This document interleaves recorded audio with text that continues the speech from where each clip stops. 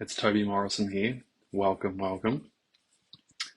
I'm just going live right now to answer some recovery questions that you may have. So if you are here joining us live, I'd love you to type in the word live.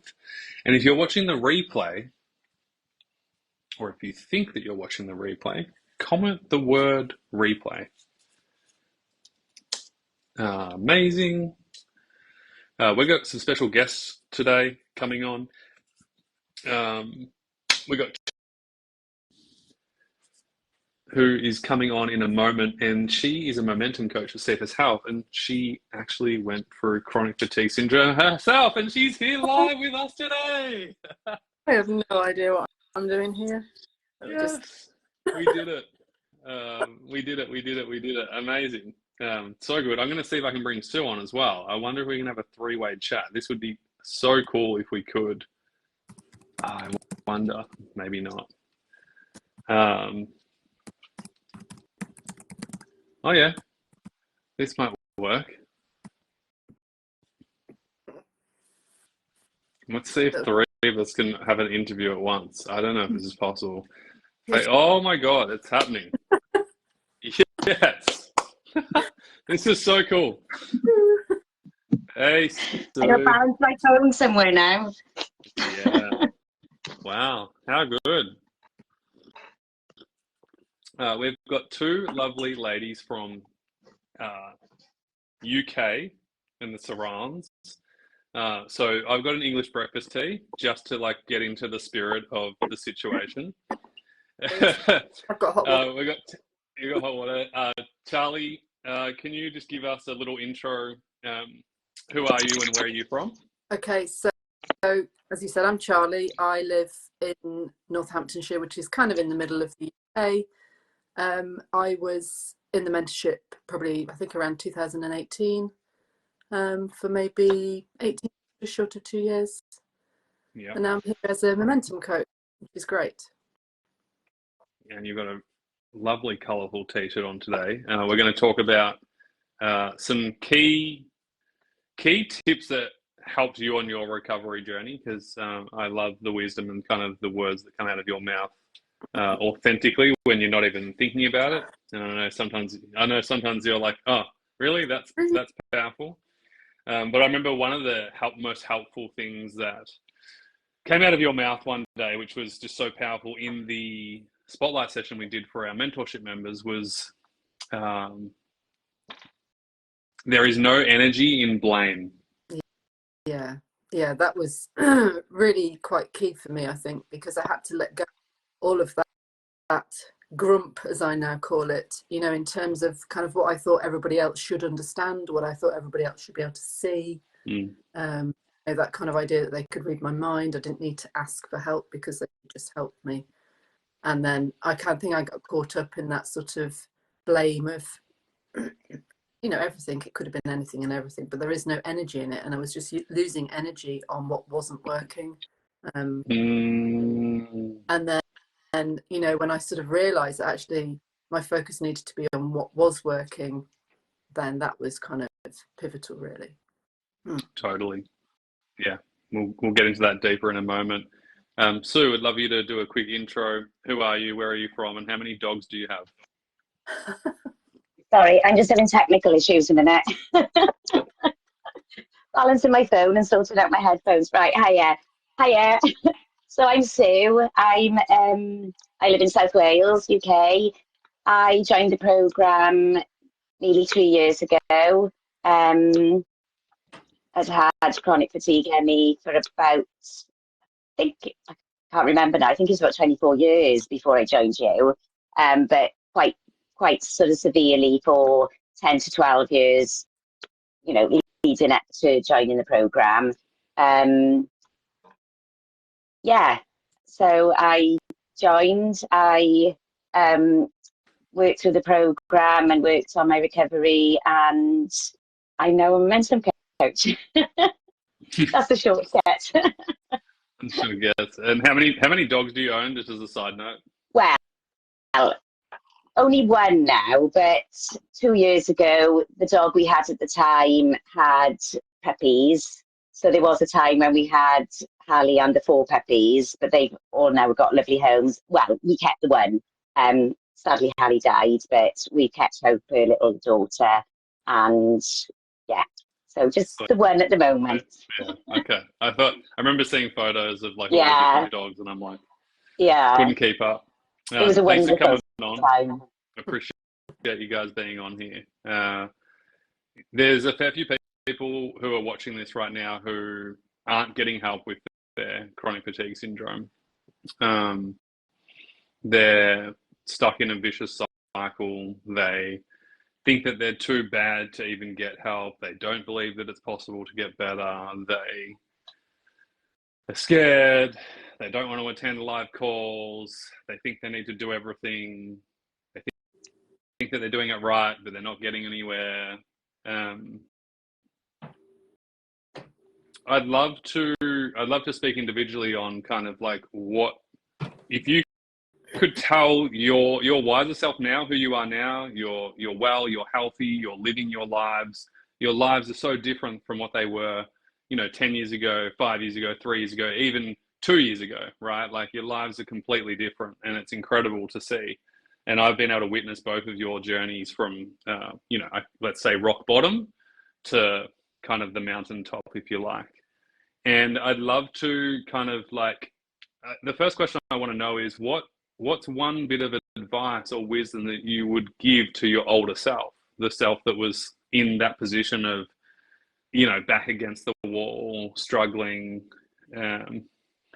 feeling like it's not possible to get better. I'd love, Charlie, if you could kick us off and just kind of have a bit of a chat about that. That's a really good question. I think I would tell myself that it doesn't need to feel like this. That there is hope and there is opportunity to try different things and to find a way through. Because I think when I was at my worst, I think those feelings of helplessness and hopelessness, they were, and it's such a lonely illness because it's, well, as we know, it's an invisible illness in some cases, and but it's just, I would just tell myself, just that there is help out there, there is hope out there, and you deserve to be well. You don't have to keep feeling like this. And that would have been so cool, all of those years ago, kind of as I was struggling, kind of not really understanding what was happening, and We'll get into it, like some of the things that help people get better as well, because I think that's the hard part, is when someone's like, oh, just hold belief, you can get better, and they're like, yeah, but how, so we'll talk a little bit about that and kind of what you guys see inside the program. Sue, I'm curious to hear what like you would say to someone in that position. Yeah, that is a good question. I think, thinking back to myself, I think if there was one thing I could have been told and really believed it, was to take things a bit slower. I was keen to, everything I did had to be done now. And when I joined the program, I thought I was going to be the one that would recover in 6 months. I only needed 6 months because I was going to do it all so well. The perfectionist in you. Perfectionist and that achiever pattern as well. I just wanted to do it all now. And I think that's probably, along with many other things, that's one of the messages that I still tell myself today. Just, slow is fast. Just slow it all down. Everything. Just everything. Movement, nutrition, thoughts. Just chill. just calm it all down a bit. I think that seems to what's come to my head today. Yeah, yeah, it's a great answer. And yeah, one of my favorite sayings is slow is smooth, smooth is fast. Slow is smooth, and smooth is fast. Yeah, it definitely speeds things up long term. Let's talk about like what recovery looks like, because I think people, until they know the frameworks and what to do, how to navigate your routine in your day, how to integrate, restorative movement, how to make sure you're getting your nutrition in and your mindset right and your boundaries and all that kind of stuff.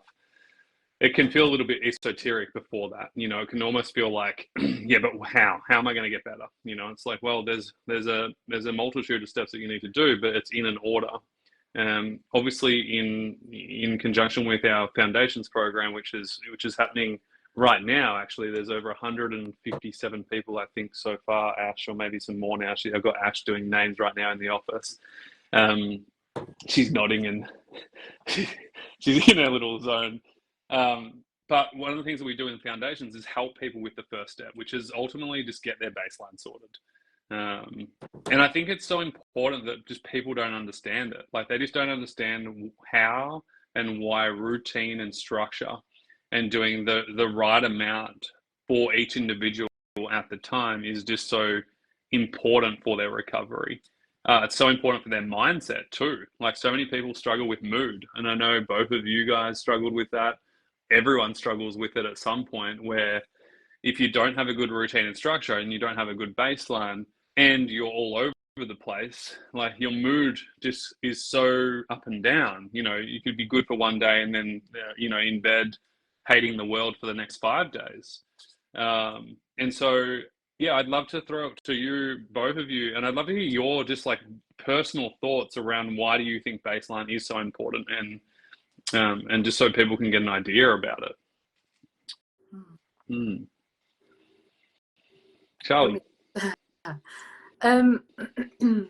So for me, the baseline, it was tough because I just kind of, when Steve was saying before, everything had to be done. And so it took me such a long time to realize that to do less was such an important part of my baseline. So what I found with having a routine with small things was that eventually I had a better benchmark, if you like. So I understood what worked and what didn't work, but it gave just like a sense of empowerment as well, I think, because I suddenly was in charge of my recovery because I was taking a step in the right direction, whether that be with my nutrition or whether that be with my sleep or my movement, or my joy, which I include in my baseline. And I think it just created that sense of, I'm doing this and I'm not powerless, and I'm making a start. And then that, along with and part of my a lot of restorative stuff, like the soothing, calming nervous system stuff. So it all sort of made me start to wake up and actually not dread the day, because I wasn't pushing through the day. I was just living through the day in a way that. Yeah, nice. I love that. So you're kind of like living through the day. Yeah. Right. But what did you say before that?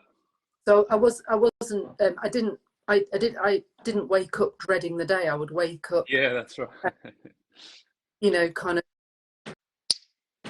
like prepared to live it, and I was just literally doing the best I could in each given part of my baseline area. But because I was kind of paying attention to what was working, it was really empowering and really. Yeah, I love that. And then it creates hope and momentum. Yeah, which is ironic that you're now a momentum coach. Just saying. Hey everyone, welcome if you're joining us live right now or watching the replay. I'd love you to type in the word live if you're watching this live, and I'd love you to type in the word replay if you're watching the replay right now. But we're just talking about the importance of baseline, and a lot of people don't understand how pivotal this is in your recovery. And Charlie really summed it up nicely, because you go from you kind of go from the day running you and just not being in the driver's seat at all, right? That's exactly. To baseline, yeah, like literally baseline is like literally sitting in the front seat of your car and starting the engine and going, okay, where do I want to go today?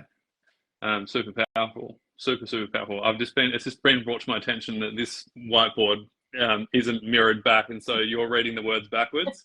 Let me say it out loud. Control the days, and living through the day versus dreading the day is what it says. I promise you don't have brain fog that bad. It's just the fact that it's just it's going the wrong way. Thanks, Brenda, for the mention there. I just yeah, I'm just really intellectual, and I'm just writing in the opposite direction for fun with my left hand. No, I'm joking. Yeah, cool. That's super helpful. I love that. The emoji or the image that came to me as you were talking was the strong emoji. Like that. Yeah, like I'm here and I'm taking control of my day, even if it's this small. Like, who cares? Yeah. Who gives? It doesn't matter how big or small it is. It's like, I'm taking control of that. Yeah. And as you said, it kind of just opens up over time because your capacity gets stronger. So that's brilliant. I love that. Thanks for sharing. Sue, why do you think? I saw you nodding towards Charlie. Obviously, it's a little bit hard because she's already answered probably some of the similar things that you were going to mention. I'm sure. But yeah, just anyway, it doesn't matter. Like, what was your take on that as well? Yeah, like you said, sort of everything Charlie said just resonates completely. I think there's an element of serenity when you're working within your baseline or living within your baseline. Just going off what Charlie said, there's just this flow. There's, for me, being the achiever, I could tick things off that, it was consistency. I was very, very, very consistent through my baseline. And I probably found it fairly early on because I sort of understood what I needed to do and what I needed not to do. So I just got this flow, this serenity, this excitement that I had this control and that I was actually doing something. I am quite solution focused. So this was a solution to what I knew I'd been looking for, but I didn't know what the answer was. I had the question, but I didn't know what the answer was. And this was my answer, and it made sense to me. So I think this is on reflection, looking back. I'm sure I wasn't calm all the way through it, but there was a sense of calm that... Well, more calm than you would have had otherwise. More calm, yeah, more calm. Totally. That, Totally. This was where I was meant to be. That's what I felt about baseline.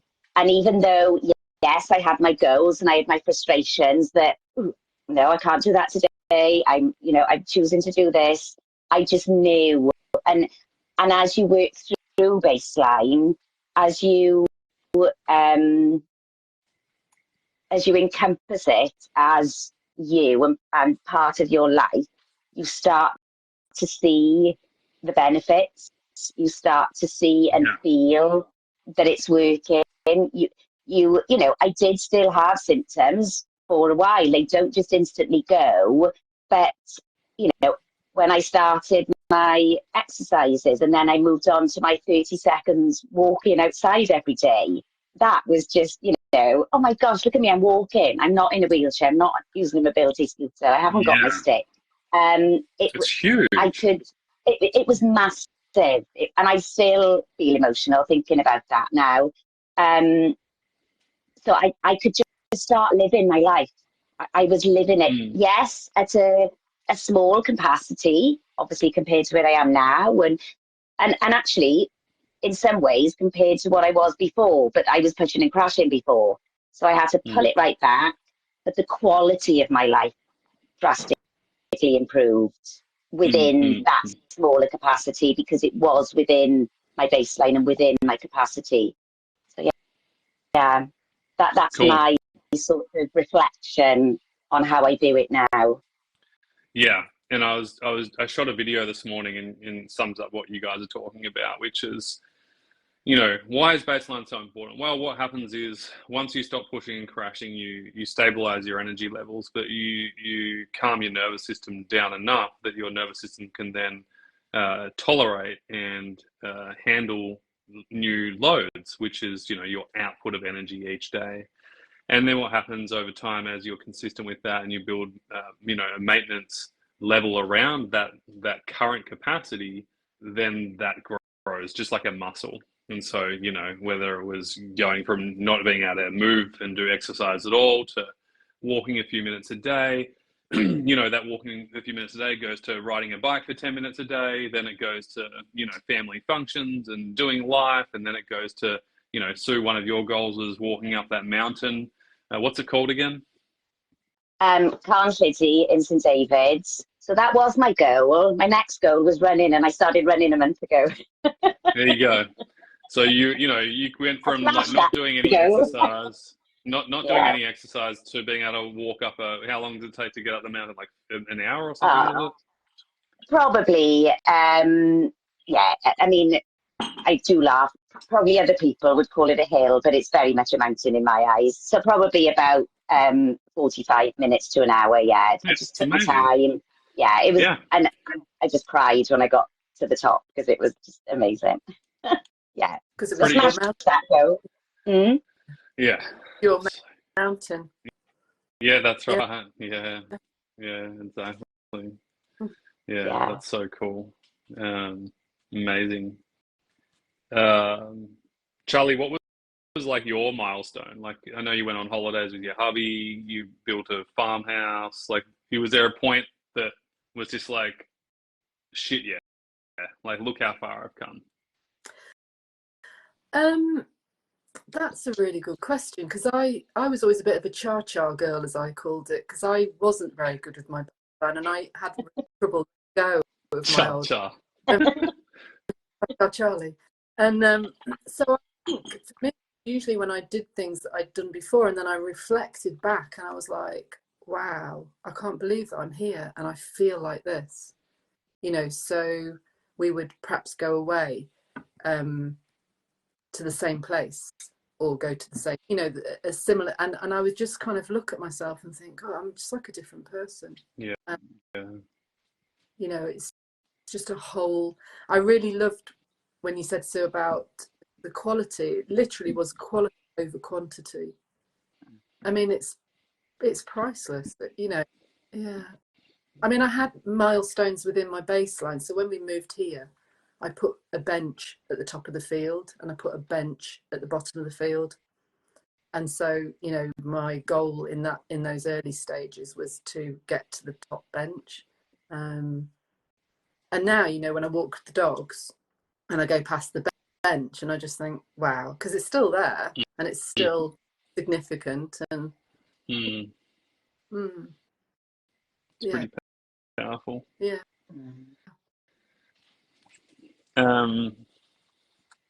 There's so many other factors that like come into this, like you getting your mindset right, progressing, maintenance months, surrounding yourself with good people, community. How important was it for your recovery to have that CFS health community? Like, thinking about it now. Go Sue. It was massive. It's difficult to put into words. Mm-hmm. It was like, yeah, you just literally, you could feel them around you, literally. And I'd made lifelong friends, as I know many of us have.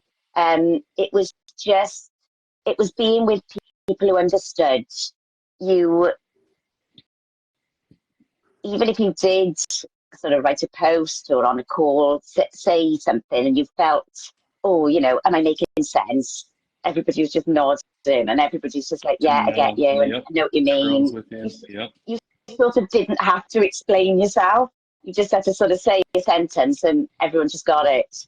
And what I loved about, I remember in the very beginning, Charlie, I think you were still in the programme, in the Facebook group when I joined, but you were one of the big girls. You were one of the, you know, the sixth formers that I looked up to, which I still do. But I remember, you know, there's Demi and Nicola and Vivian and Felicity, you know, they were a step ahead of me.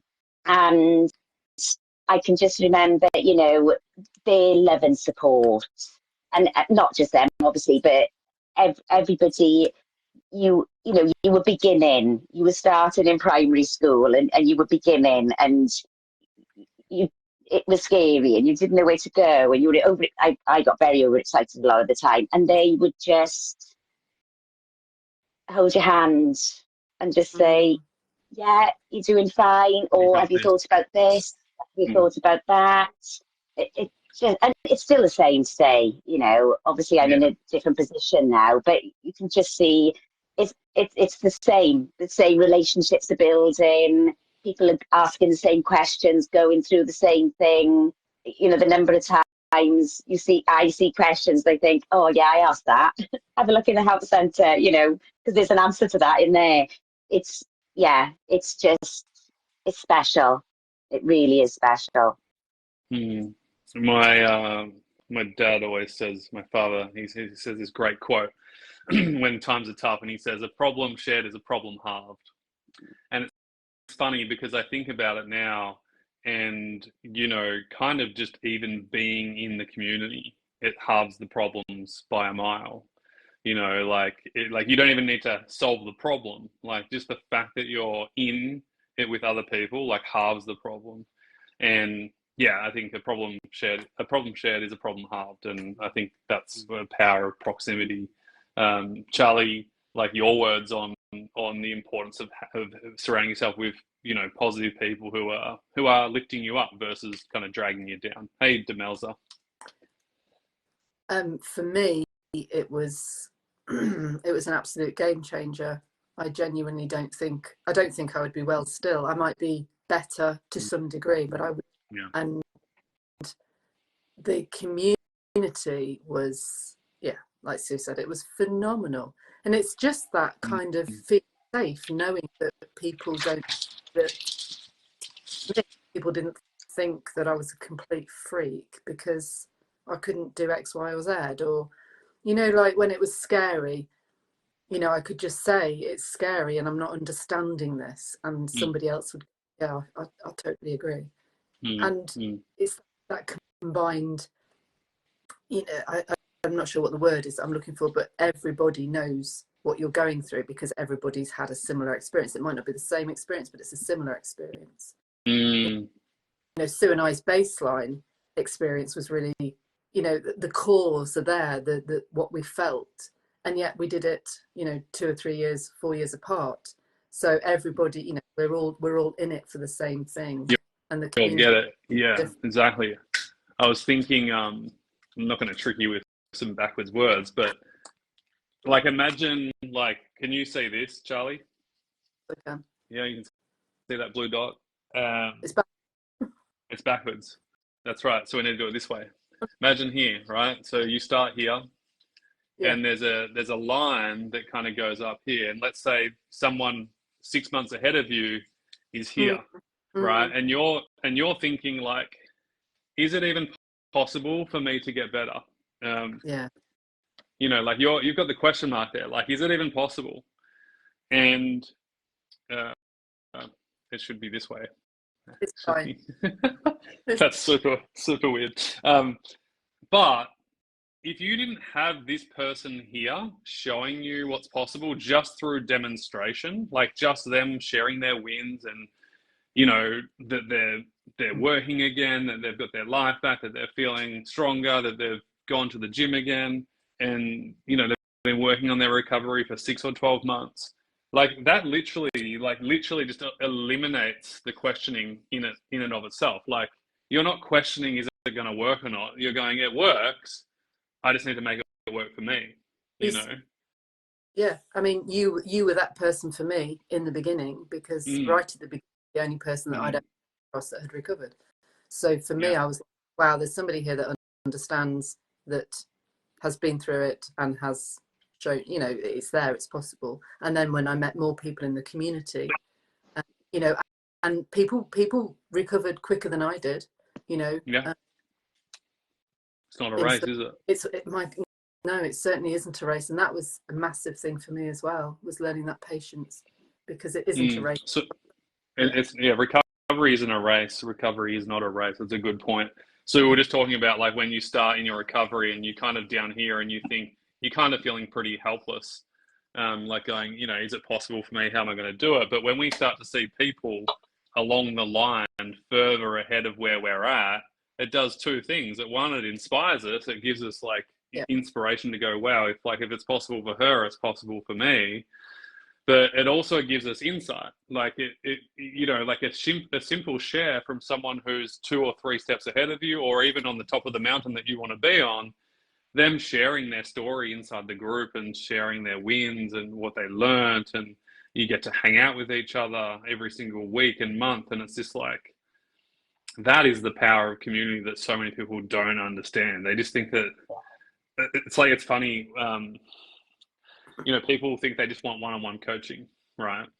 Like it's just a story that we have in our heads. Oh, in order for me to get the mess about value, I need to have one-on-one. And it's funny because I used to believe that too until I started getting into group coaching. And then sitting on a group coaching call, and you're sitting there with like so many other people who are going through similar problems, but also problem solving them and getting answers that you didn't even think about before. It's like, wow, I just got like 10 times more value than I would have got one-on-one, because I would have only got a single answer versus 7 multiple answers. Super interesting. Doors are closing for foundations in 2 days' time.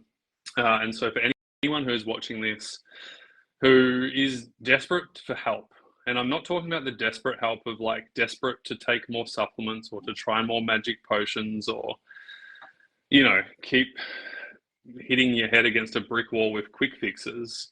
But if you genuinely want to have long-lasting change and for you to change your health from the inside out, this is my invitation to you.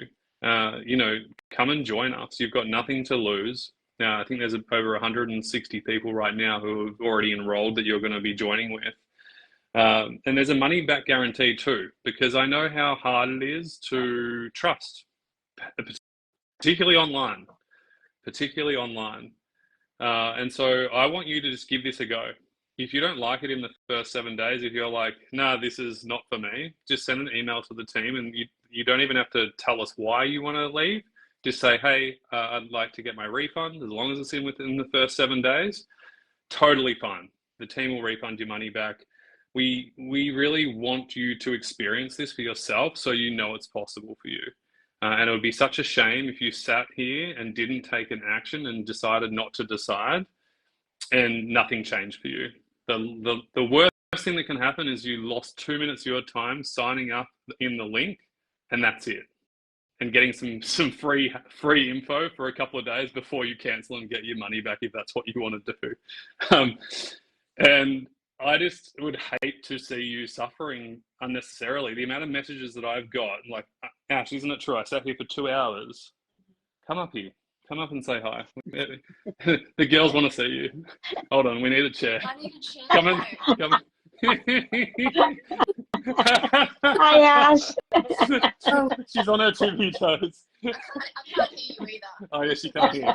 Yeah, you can put this one in when it's left. Can you hear them now? Hi. Hi, Ash.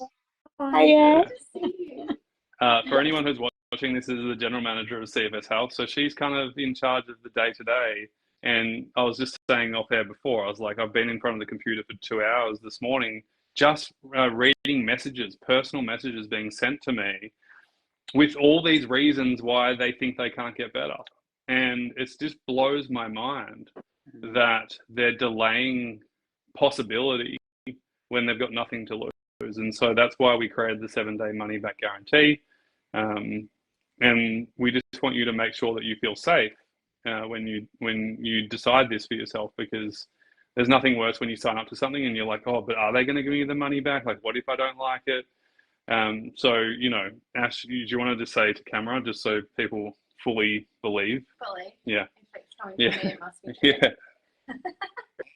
Yeah, I think that's the most important thing, because so often you might see, you know, money back guarantee refunds, and it can feel like, okay, well, that might be hard for me to then get a refund back if I actually don't like it. Yeah. And so it really isn't, no questions asked. And it's such an important piece, because we believe so much in the work. We know that it works. We see it every single day.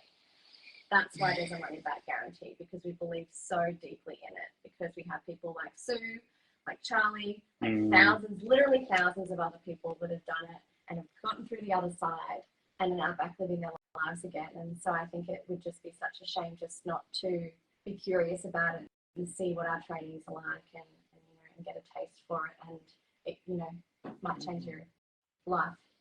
What's crazy to me is, like, the two women on the camera right now, Charlie and Sue, it was only a few years ago that they were in bed, like, suffering and struggling.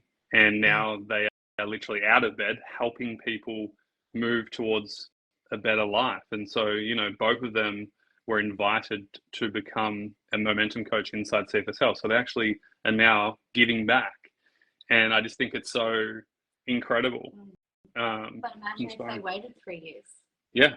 And you're starting now. Totally. Sue, you have a funny story, which I didn't know about until recently.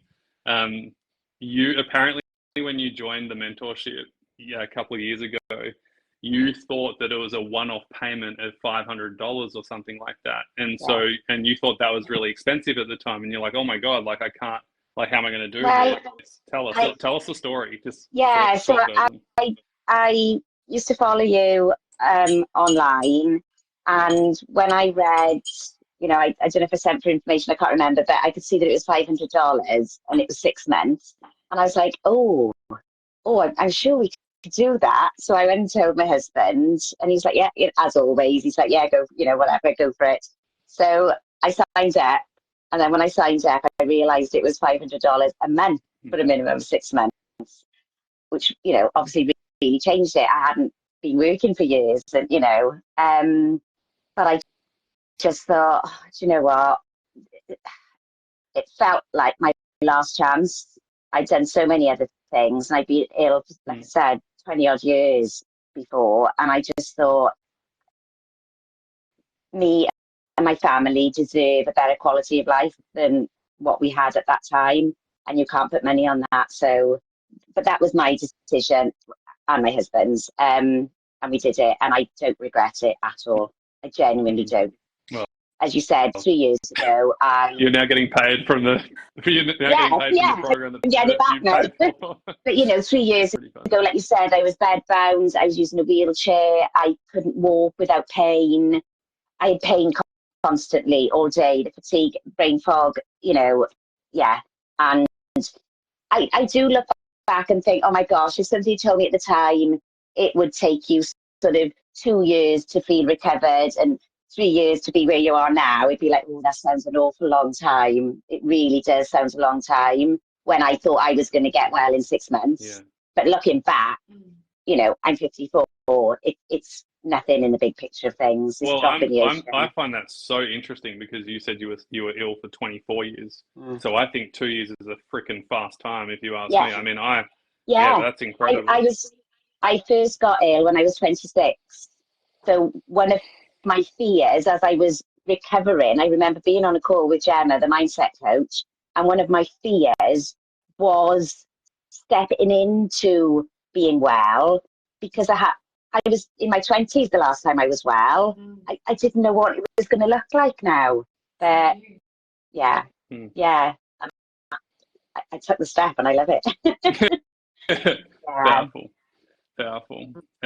Charlie, before we wrap up, I'd love to hear your thoughts on anyone who's thinking about getting help with CFS Health, joining the foundations. program is like a nice, easy step to take to get initial help, particularly around the baseline, so we can, you know, help you stop pushing and crashing and gain stability so you can start making progress. Any kind of words of your experience as well?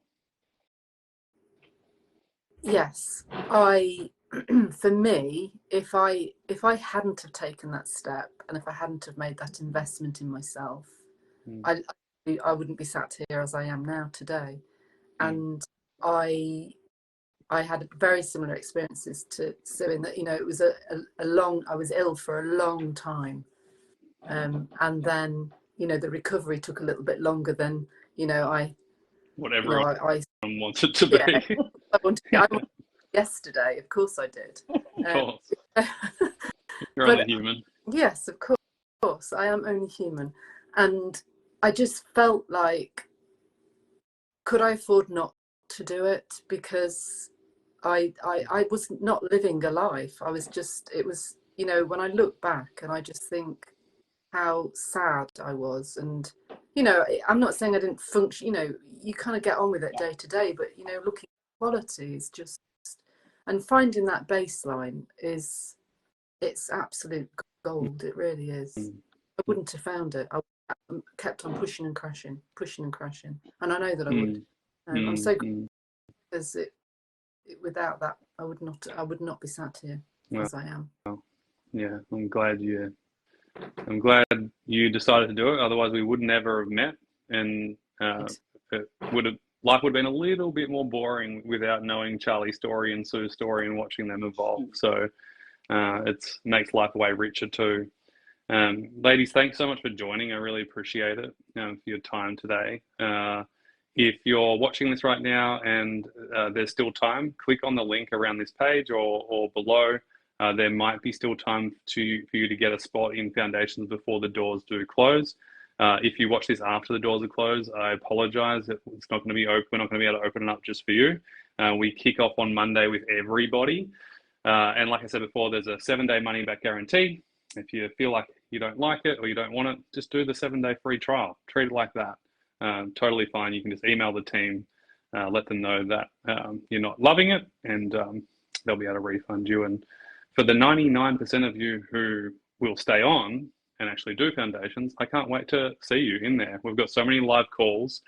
We're throwing an extra bonus, which we haven't even told anyone yet. We decided this today.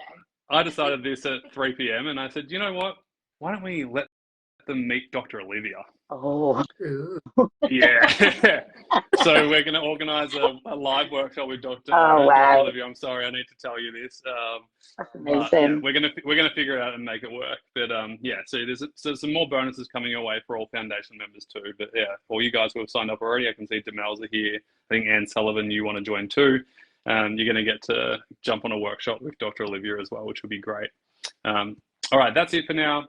Big love. Thank you so much, girls. I really appreciate you guys jumping on, and I'll speak to you soon. Au revoir. Bye.